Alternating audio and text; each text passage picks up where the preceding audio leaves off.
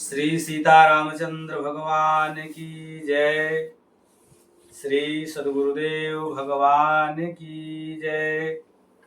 श्री लक्ष्मीनाथ समारंभां नाथयामुन मध्यमाम् अस्मदाचार्य पर्यन्तां वन्दे श्री गुरु परम्पराम्।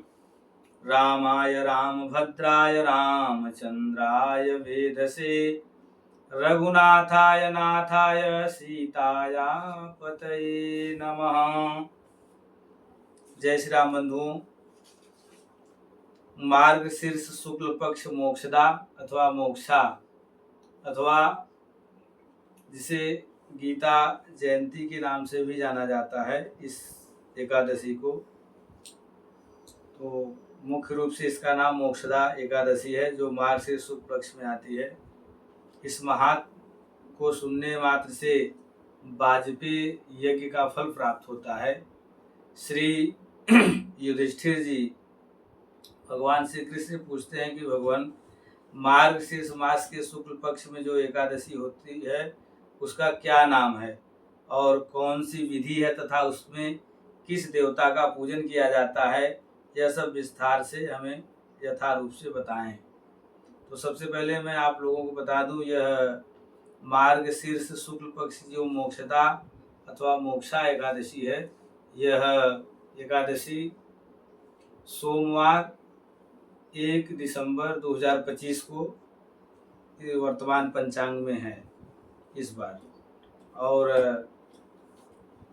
भगवान श्री कृष्ण युधिष्ठिर के प्रश्नों का उत्तर देते हुए कहते हैं कि हे नृपश्रेष्ठ, मार्गशीर्ष मास के जो कृष्ण पक्ष में जिसको उत्पन्ना एकादशी कहा जाता है, जैसा कि पहले इस महात्मा को हम आप लोगों को बता चुके हैं, और उत्पन्ना एकादशी का महात्मा जो है पहले ही वर्णन कर चुके हैं। अब जो कृष्ण पक्ष में आता है शुक्ल पक्ष की जो एकादशी है उसका वर्णन करूंगा और उसको आप सावधान होकर के सुने, जिसके श्रवण मात्र से वाजपेयी यज्ञ का फल मिलता है। वाजपेयी यज्ञ जो होता है वो अश्वमेध यज्ञ से भी बड़ा माना जाता है। कह रहे हैं कि इस एकादशी का नाम जो है मोक्षा एकादशी है अथवा मोक्षदा एकादशी है। ये सब पापों को अपहरण करने वाली है। हे राजन, जिस दिन यत्न पूर्वक तुलसी की मंजरी तथा धूप दीप से भगवान दामोदर का पूजन करना चाहिए, पूर्वोक्त विधि से ही दशमी और एकादशी के नियम का पालन करना चाहिए। अर्थात दशमी में जो नियम होता है वो उत्पन्ना एकादशी में बता दिया गया है। फिर मोक्षा एकादशी बड़े बड़े पातकों का नाश करने वाली है। उस दिन रात्रि में मेरी प्रसन्नता के लिए गीत और स्तुति के द्वारा जागरण करना चाहिए। जिसके पितर पापवश नीच योनि में पड़े हों वे इसका पुण्य दान करने से मोक्ष को प्राप्त होते हैं, इसमें तनिक भी संदेह नहीं। पूर्व काल की बात है, वैष्णव में विभूषण परम रमणीय चंपक नगर में वैखानस नामक एक राजा रहते थे। वे अपनी प्रजा का पुत्र की भांति पालन करते थे। इस प्रकार राजा राज्य करते हुए अपना समय व्यतीत करते थे। एक दिन रात के समय स्वप्न में अपने पितरों को नीच योनि में पड़ा हुआ देख करके, उन सबको इस अवस्था में देख करके राजा के मन में बड़ा विस्मय हुआ और प्रातःकाल ब्राह्मणों से उन्होंने उस स्वप्न का सारा हाल कह सुनाया। राजा ने ब्राह्मणों से कहा कि मैंने आज रात्रि में अपने पितरों को नरक में गिरते हुए देखा है और वे बारंबार रोते हुए मुझसे यूं कह रहे कि तुम हमारे तनुज हो, अर्थात हमारे वंशज हो, इसलिए तुम इस नरक समुद्र से हम लोगों का उद्धार करो। तो राजा ने कहा, हे ब्राह्मणों, इस रूप में मुझे पितरों के दर्शन हुए हैं, इससे मुझे बड़ा चिंता है कि मेरे पितर नरक में हैं। उनको नरक से निकालने के लिए मैं कौन सा उपाय करूं? उनको नरक में जाता हुआ देख करके मेरा हृदय जो है कंपित हो रहा है। मैं उनको अपने पूर्वजों को तत्काल उस नरक से छुटकारा दिलाना चाहता हूं। आप कृपा करके इसके लिए कोई उपाय बताएं। अतः राजा ने कहा कि मुझ बलवान एवं साहसी पुत्रों के जीते जी मेरे माता पिता घोर नरक में पड़े हुए हैं, अतः ऐसे पुत्र से क्या लाभ। अतः हे ब्राह्मणों, आप कोई ऐसा उपाय बताएं जिससे हमारे पितर नरक से निकल सके। तब ब्राह्मण लोग बोले, हे राजन, यहाँ से निकट ही एक पर्वत नाम के मुनि का महान आश्रम है। वे भूत और भविष्य दोनों के ज्ञाता हैं। हे नृपश्रेष्ठ, आप उन्हीं के पास चले जाइए। ब्राह्मणों की बात सुनकर महाराज वैखानस शीघ्र ही पर्वत मुनि के आश्रम गए और वहां उन मुनि श्रेष्ठ को देखकर उन्होंने दंडवत प्रणाम करके मुनिवर के चरणों को स्पर्श करके प्रणाम किया। मुनि ने भी राजा के राज्य के 7 अंगों की कुशल पूछी। 7 अंग क्या होता है राजा का? 7 अंग राजा का होता है स्वयं राजा, एक दूसरा मंत्री, तीसरा राजा का राष्ट्र, चौथा राजा का किला, पांचवा राजा का खजाना, छठा राजा की सेना और 7वां राजा का अंग होता है उसके मित्र।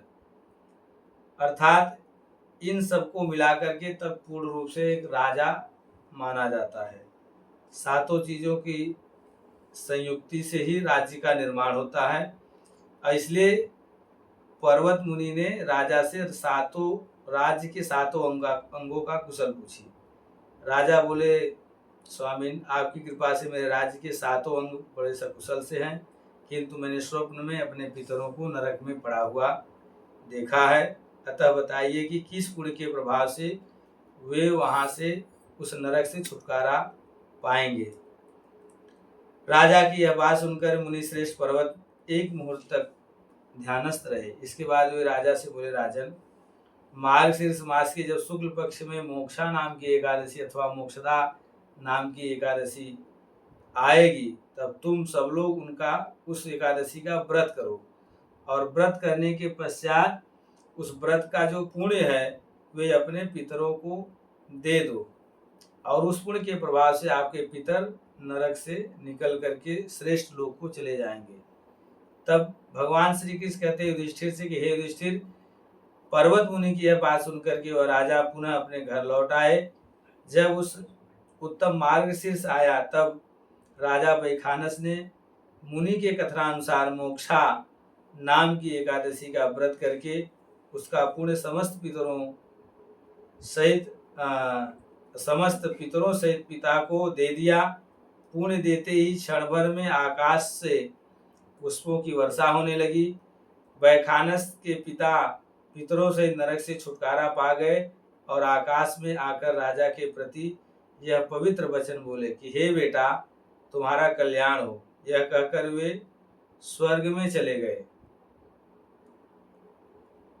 हे राजन, जो इस प्रकार कल्याणमयी मोक्षा नाम की एकादशी का व्रत करता है उसके सारे पाप नष्ट हो जाते हैं और मरने के बाद वह मोक्ष पद को प्राप्त करता है। यह मोक्ष देने वाली मोक्षा नाम की एकादशी मनुष्यों के लिए चिंतामणि के समान समस्त कामनाओं को पूर्ण करने वाली है।